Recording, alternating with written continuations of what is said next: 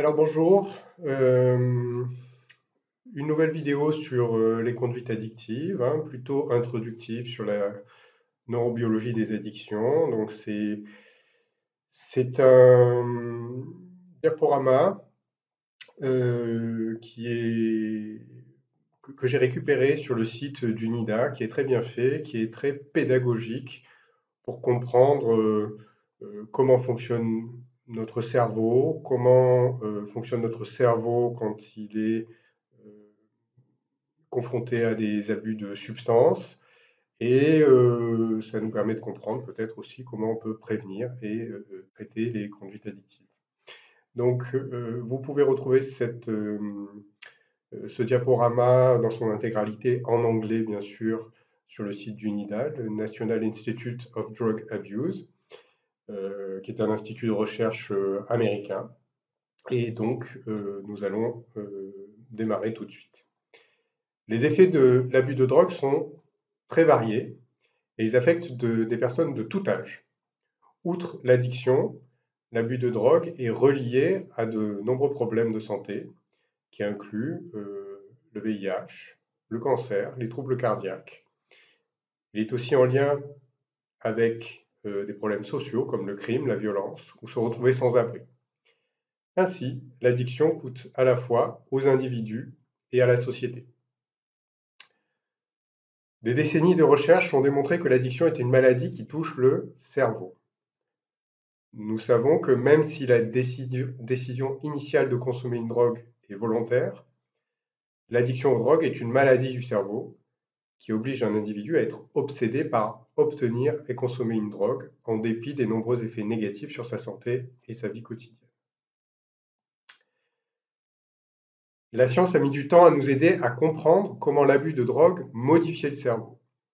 La recherche a révélé que l'addiction affecte les circuits cérébraux impliqués dans la récompense, la motivation, la mémoire et le contrôle inhibiteur.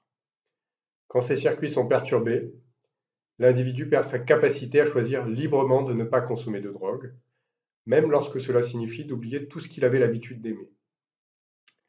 En fait, cette incapacité à s'arrêter, c'est l'essence même de l'addiction, et ça serait, si on devait l'imager, comme conduire avec une voiture qui n'a pas de frein. L'abus de drogue change le cerveau, et les nouvelles technologies nous l'ont bien montré ces dernières années. On a fait un long chemin depuis cette représentation primitive de l'abus de drogue, hein. Cette image est issue d'une campagne publicitaire organisée dans les années 80 aux États-Unis et qui suggère donc que les drogues ont le même effet sur le cerveau qu'une poêle chaude sur des œufs. Alors voilà des images un peu plus récentes, hein, et on peut maintenant mesurer la réponse du cerveau à l'abus de drogue en temps réel. Cette diapositive montre des images d'un cerveau humain prises à différents intervalles après l'administration de cocaïne radioactive. Donc la drogue étant radiomarquée, on peut voir précisément où se fixe la cocaïne dans le cerveau, c'est le signal jaune, et pour combien de temps. Des études comme celle-ci nous apprennent plus sur la manière dont la cocaïne exerce ses effets sur le cerveau et illustrent aussi aux gens, en temps réel, ce qui arrive à leur cerveau après l'ingestion d'une drogue.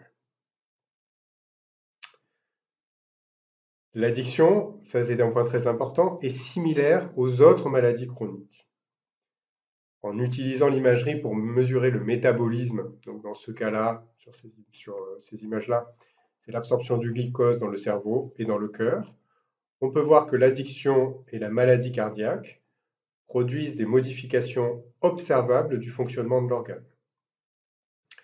Dans chaque paire d'images, ci-dessus, l'organe sain montre une plus grande activité, donc rouge pour le cœur, jaune pour le cerveau, que l'organe malade.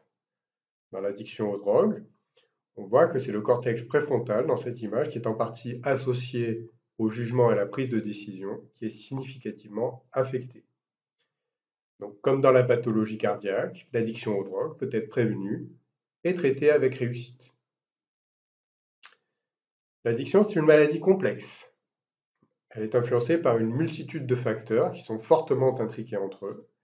Il existe une interaction permanente entre un produit, hein, la drogue consommée ou le comportement, une personne et son environnement. Un seul facteur pris isolément ne permet pas de déterminer si une personne deviendra ou pas addicte aux drogues.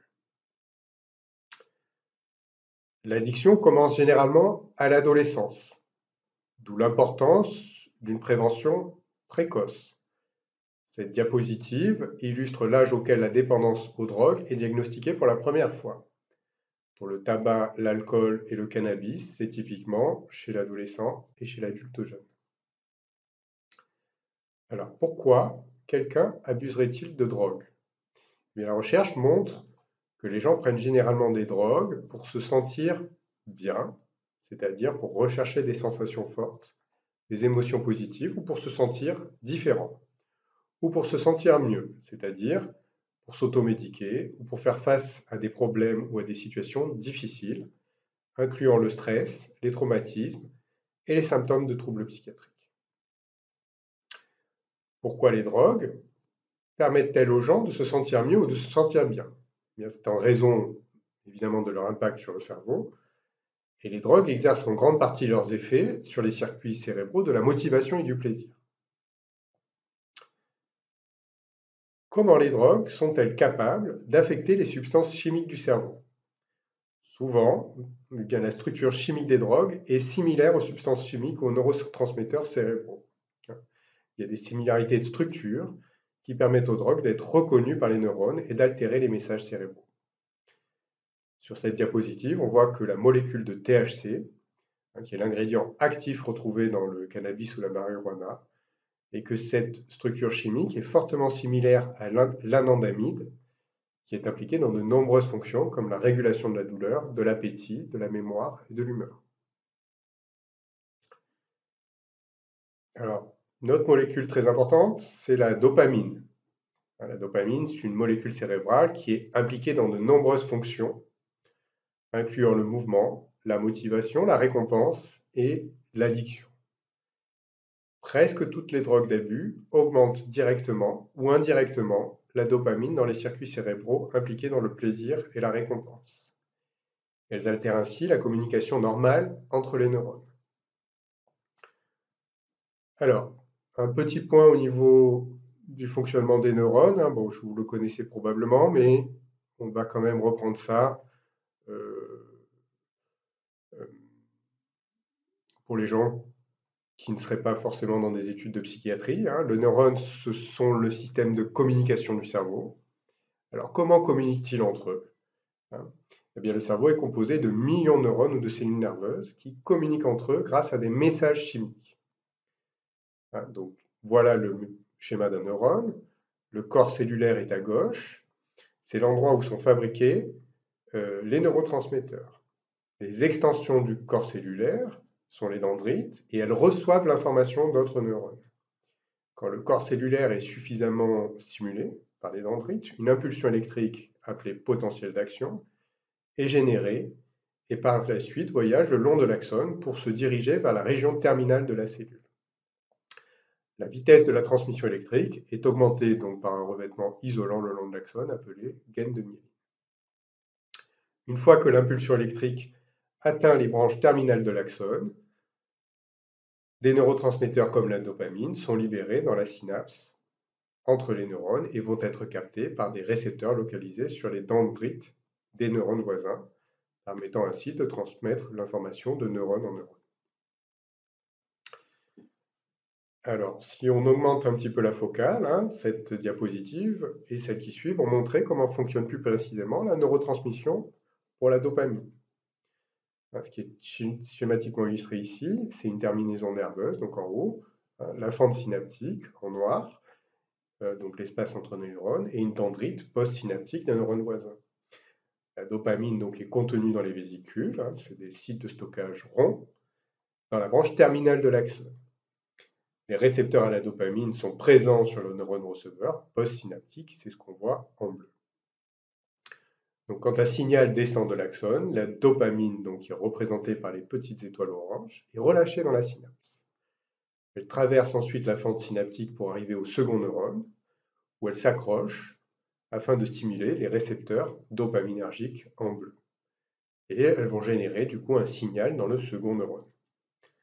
La dopamine est ensuite donc libérée du récepteur et repart, recapturée par le premier neurone en étant ramassée par les transporteurs à la dopamine qui sont représentés en violet pour ensuite être réutilisés. Alors, les récompenses naturelles stimulent la neurotransmission dopaminergique. Manger quelque chose que l'on aime, être stimulé sexuellement, peuvent augmenter les niveaux de dopamine. Sur les graphiques ci-dessus, la dopamine est mesurée à l'intérieur du cerveau des animaux. L'augmentation observée est en réponse à des stimuli alimentaires ou sexuels. Donc, ce mécanisme de contrôle basique de libération et de recapture de la dopamine a été soigneusement calibré par l'évolution pour récompenser bien les activités qui sont nécessaires en fait à la survie de notre espèce. Mais qu'est-ce qui va se passer quand on prend une drogue? Cette diapositive montre comment la cocaïne est capable d'altérer l'activité synaptique. La cocaïne, elle est représentée en vert. Elle s'attache au transporteur de la dopamine, représenté donc en violet, empêchant ainsi la recapture de la dopamine par le premier neurone. Ainsi, la dopamine a stimulé, ou plutôt surstimulé, les récepteurs du second neurone, car elle reste dans la fente synaptique plus longtemps. La durée de la stimulation et les niveaux de dopamine dans la synapse sont bien plus importants que ceux retrouvés lors d'une activité plaisante comme l'activité sexuelle ou le fait de manger. Et c'est ce qui explique que lors de la consommation de cocaïne, la sensation intense d'euphorie et donc l'abus ou la dépendance possible derrière.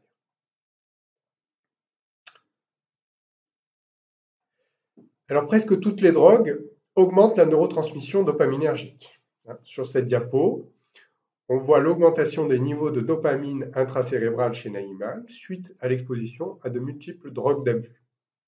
Toutes les drogues représentées dans cette diapositive ont des mécanismes d'action différents. Cependant, elles augmentent toute l'activité cérébrale au niveau du circuit de la récompense en augmentant l'activité de la transmission dopaminergique. C'est parce que les drogues activent cette région cérébrale de manière plus efficace donc, et sur une plus longue période de temps que l'activité sexuelle ou l'alimentation, qu'il existe un risque d'abus.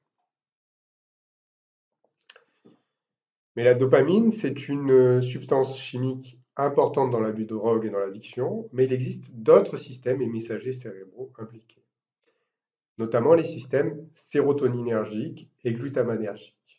Ces neurotransmetteurs sont importants pour la régulation du sommeil, de l'humeur, pour l'apprentissage, pour la mémoire et pour beaucoup d'autres fonctions. Ici, une illustration des circuits dopaminergiques et sérotoninergiques, qui sont donc deux systèmes cérébraux affectés par les drogues. En altérant l'activité de ces circuits, l'abus de substances peut influencer leur fonctionnement.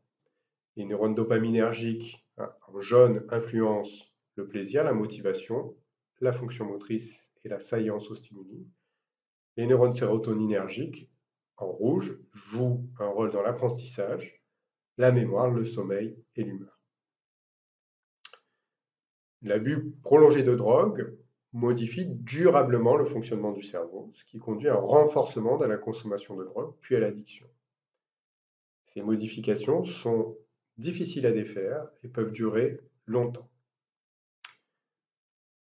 Alors, quelles sont ces modifications? Eh bien, l'abus de drogue modifie à la fois l'activité structurelle et le fonctionnement cérébral. L'activité structurelle, enfin la structure des neurones, mais aussi le fonctionnement cérébral. La recherche chez l'homme et chez les modèles animaux démontre qu'une exposition répétée de drogue altère le fonctionnement cérébral et le comportement. Ainsi, les interventions précoces sont la clé, avant que le cerveau ne se modifie durablement et que l'abus devienne compulsif. Donc l'exposition à des drogues peut changer la structure des neurones cérébraux. Les psychostimulants, comme l'amphétamine, peuvent altérer la structure des neurones. Dans ce cas, les dendrites des neurones dopaminergiques du noyau accumbens, donc une partie du circuit de la récompense, ont plus d'épines dendritiques ou de connexions chez les animaux exposés à l'amphétamine, comparé à ceux exposés à une solution saline. Donc, c'est les neurones de droite qui sont exposés à l'amphétamine. Au niveau fonctionnel, l'exposition répétée de drogue modifie aussi le fonctionnement du cerveau. Ces images sont obtenues par tomographie par émission de positons et elles montrent des changements similaires au niveau des récepteurs dopaminergiques cérébraux résultant de l'addiction à différents produits. Les récepteurs dopaminergiques D2 sont un des 5 types de récepteurs qui se lient à la dopamine dans le cerveau. Les images du cerveau de gauche sont celles du groupe contrôle, tandis que celles de droite sont celles d'individus dépendants à la cocaïne, à la méthamphétamine, à l'alcool ou à l'héroïne. Donc le striatum, qui contient le circuit moteur et le circuit de la récompense, est de couleur rouge-jaune dans le groupe contrôle. Donc c'est la colonne de gauche. Cela indique la présence de nombreux récepteurs à la dopamine. Inversement, le cerveau des individus dépendants, dans la colonne de droite, montre un signal de moindre intensité, indiquant de plus faibles niveaux de récepteurs dopaminergiques D2. Cette réduction des récepteurs chez les patients dépendants est probablement due à la surstimulation répétée des récepteurs dopaminergiques par les molécules addictives. Alors, diapo suivante. Un autre exemple, ça c'est l'abus de méthamphétamine diminue l'activité du transporteur de la dopamine et perturbe le fonctionnement cérébral. L'image cérébrale en haut à gauche est une image de PET scan d'un individu contrôle normal. On voit à peu près la même image que tout à l'heure. Le striatum est de couleur rouge-jaune, ce qui indique la présence, cette fois-ci, de nombreux transporteurs à la dopamine et ce qui contraste avec le cerveau des abuseurs de méthamphétamine en bas à gauche. Alors, quel est le retentissement fonctionnel de ces modifications observées à l'imagerie? Bien, les graphiques sur la droite montrent la relation entre la performance à une tâche motrice, en haut à droite, et une tâche mémorielle, en bas à droite, et la diminution des transporteurs à la dopamine induite par l'abus de méthamphétamine.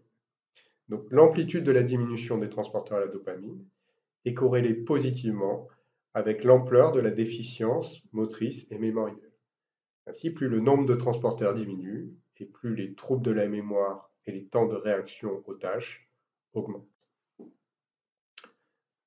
Quelles implications ont cette étude? Eh bien, c'est que les modifications cérébrales provenant de l'usage prolongé de drogue peuvent compromettre la fonction motrice et cognitive. Alors, cette diapo illustre les circuits cérébraux qui sont affectés par l'abus et l'addiction aux drogues. Les régions représentées contiennent les circuits cérébraux qui sous-tendent les processus de récompense, d'apprentissage, de mémorisation, de motivation et le contrôle inhibiteur. Chacune de ces régions cérébrales et les comportements qu'elles contrôlent peuvent être des cibles potentielles pour traiter l'addiction aux drogues. Donc, par exemple, le contrôle inhibiteur affecte le cortex préfrontal et le gyrus singulaire antérieur. Le circuit de la récompense comprend le noyau accumbens et le pallidum ventral. Au niveau du circuit de la motivation, c'est le cortex orbitofrontal et le cortex subcalleux qui sont impliqués. Et au niveau de la mémoire et de l'apprentissage, c'est l'amygdale et l'hippocampe. L'addiction est une maladie développementale qui démarre habituellement à l'adolescence. Par exemple, 67% des personnes qui essayent la marijuana pour la première fois ont entre 12 et 17 ans. Les efforts de prévention sont alors primordiaux pour arrêter l'abus de drogue avant qu'il ne commence. La science nous montre que le développement cérébral continue pendant l'adolescence et chez l'adulte jeune. Ça, c'est une diapo particulièrement intéressante, je trouve, donc d'une imagerie par résonance magnétique qui permet d'observer le développement cérébral de l'enfant jusqu'à l'adulte jeune. La couleur bleue indique l'état de maturation du cerveau. Donc, plus on est bleu, plus le cerveau est mature. Le cortex préfrontal, ce qu'on voit sur les diapos sur le cerveau au-dessus de la droite rouge, hein, le cercle blanc, à 5 ans et à 20 ans. Donc le cortex préfrontal qui gouverne donc les fonctions de jugement et de prise de décision est la dernière partie du cerveau à se développer. C'est intéressant parce que ça pourrait expliquer pourquoi les adolescents, qui sont plus susceptibles d'avoir des comportements à risque, sont particulièrement vulnérables à l'abus de drogue. Ça veut dire que les cerveaux des adolescents sont câblés un peu différemment à ceux des adultes, et puisque le cortex préfrontal est une des dernières régions du cerveau arrivées à maturation, les adolescents vont avoir tendance à utiliser d'autres zones du cerveau, donc dans cette image plutôt la zone émotionnelle, pour prendre des décisions. Par exemple, l'activité cérébrale vue ici par IRM fonctionnel montre que pour juger une émotion sur un visage, c'est l'amygdale qui s'active chez l'adolescent à droite. Au contraire, le cortex préfrontal qui est impliqué dans le raisonnement et la réflexion est activé chez l'adulte à gauche. Étant donné les différences physiologiques des cerveaux d'adolescents, est-ce qu'ils réagissent différemment à l'abus de substances? Les résultats de la recherche ont tendance à répondre oui à cette question. Les études animales montrent des différences dans la réponse aux drogues après exposition précoce à l'adolescence. Les rats exposés à la nicotine pendant l'adolescence vont avoir tendance à s'auto-administrer de la nicotine plus souvent et en quantité plus importante que les rats exposés à la nicotine pour la première fois à l'âge adulte. Un des axes de recherche actuels est de mieux comprendre comment prévenir et traiter l'abus de drogue chez les adolescents. Un des domaines importants est de comprendre la prise de décision de l'adolescent, et cela inclut les facteurs sociaux, biologiques qui influencent la prise de décision à consommer des drogues. Alors, quels sont les facteurs qui affectent la vulnérabilité à l'addiction et à l'abus aux drogues? Eh bien, la vulnérabilité, ça c'est assez classique, hein, c'est le produit de l'interaction entre la biologie d'une personne, donc incluant ses gènes, son environnement et son âge. Ces interactions sont complexes et sont difficiles à démêler. Par exemple, le niveau des récepteurs dopaminergiques dans le cerveau d'un individu peut influencer s'il aime ou s'il n'aime pas les effets d'une drogue.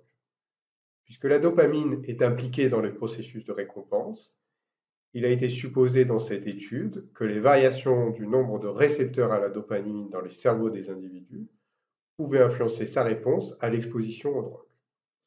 Afin de tester cela, des sujets ont pris du méthylphénidate, donc de la ritaline. Leur cerveau a ensuite été étudié par PET scan et on leur a demandé s'ils aimaient ou pas les effets de cette drogue. Donc, les sujets ayant de hauts niveaux de récepteurs dopaminergiques ont trouvé l'expérience désagréable, tandis que ceux ayant des niveaux de récepteurs dopaminergiques plus bas ont trouvé l'expérience plus agréable. Donc, ces résultats suggèrent que des différences individuelles d'un marqueur de la fonction dopaminergique peut influencer la susceptibilité d'une personne à évoluer vers une conduite d'abus de drogue. Selon les études, 40 à 60% du risque de prédisposition à l'addiction est attribuable à la composante génétique. Ce n'est pas seulement un risque transmis par les gènes eux-mêmes, mais aussi par l'impact de l'environnement sur l'expression, le fonctionnement des gènes. Donc, prendre de la drogue est bien sûr un facteur de risque environnemental pour une addiction, tout comme une exposition au père ou au stress. La connaissance grandissante concernant l'interaction dynamique entre les gènes avec l'environnement et le stage développemental confirme que l'addiction est une maladie complexe et chronique du cerveau avec de nombreux contributeurs à son expression chez l'individu. Les analyses génomiques sont utilisées pour identifier de nouveaux gènes candidats qui augmentent le risque d'addiction. Cette diapositive illustre des résultats convergents de différents laboratoires, identifiant un cluster de 3 gènes de la sous-unité du récepteur nicotinique, alpha 3, alpha 5 et bêta 4, et qui sont reliés au nombre de cigarettes fumées, à la dépendance à la nicotine et au risque de développer 2 maladies en lien avec le tabac, le cancer du poumon et l'artériopathie oblitérante des membres inférieurs. Ces informations sur la vulnérabilité génétique suggère de nouvelles cibles pour le développement et le traitement dans l'addiction au tabac. La prévalence de l'addiction aux drogues à gauche et à la nicotine à droite est plus importante chez les patients souffrant de troubles psychiatriques. Ça, les études sont très claires là-dessus. L'inverse est aussi vrai, c'est-à-dire que les abuseurs ont de plus hauts taux de comorbidité psychiatrique que la population générale. Et bien que les comorbidités soient fréquentes, la causalité, elle, est plus difficile à démontrer. Il existe plusieurs hypothèses. Les raisons possibles pour que maladie mentale et abus de substances soient comorbides incluent, premièrement, la proportion d'un individu à s'automédiquer afin de soulager les symptômes d'une maladie mentale. Deuxième hypothèse, c'est l'augmentation du risque de développer une maladie mentale est due à l'abus de drogue. Et enfin, la troisième hypothèse, eh bien, ce serait plutôt un chevauchement de facteurs de risque communs aux troubles psychiatriques et à l'abus de substances. Voilà. Comprendre la contribution de ces facteurs de risque peut aider à développer des stratégies évidemment de prévention et de traitement plus effectives pour les personnes présentant un double diagnostic. Pour nous qui sommes psychiatres ou addictologues, bien, qu'est-ce que ça veut dire? Ça veut dire qu'il va falloir être très vigilant chez les patients, soit psychiatriques, à aller rechercher les conduites addictives et à les traiter, et inversement, chez les patients qui consultent pour addiction, à toujours aller chercher les troubles psychiatriques qui peuvent être cachés en dessous. De nombreux facteurs environnementaux sont aussi impliqués dans l'abus de drogue. On retrouve les antécédents d'abus sexuels, être témoin de violence ou expérimenter d'autres sortes de stresseurs. L'accessibilité aux drogues est bien sûr un facteur environnemental essentiel dans l'abus et l'addiction aux drogues.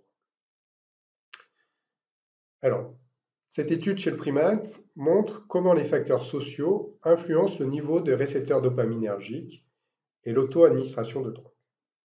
Les illustrations ci-dessus sont des images qui sont obtenues par PET scan de cerveau de singe qui sont au départ isolés. Donc on voit au niveau des individus isolés à peu près les mêmes images en haut et en bas.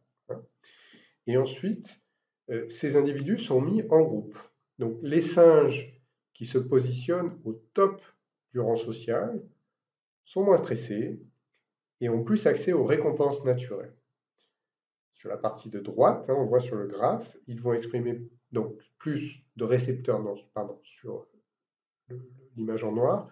En haut, ils vont exprimer plus de récepteurs dopaminergiques, qu'on va voir en jaune sur le PET scan, et ils vont consommer moins de cocaïne que les singes soumis qui apparaissent en vert sur le graphique. Alors, l'addiction modifie les circuits cérébraux et rend difficile le freinage des comportements délétères. Dans le cerveau normal, il y a des mécanismes de contrôle, de rétro-contrôle, qui évaluent constamment la valeur d'un stimuli et la pertinence de la réponse planifiée. Le contrôle, ce qu'on appelle le contrôle inhibiteur, c'est le contrôle cortical, permet ainsi de donner une réponse appropriée.